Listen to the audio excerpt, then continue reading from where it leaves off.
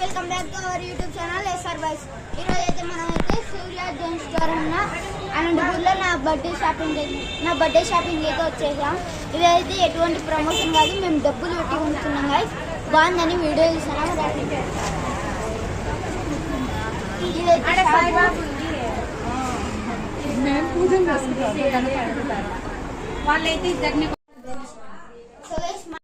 ఇది మూడు బ్యాగీ ప్యాంట్లు, 4 బ్యాగీ షర్ట్లు అయితే 1000 రూపాయలకు వస్తాయి.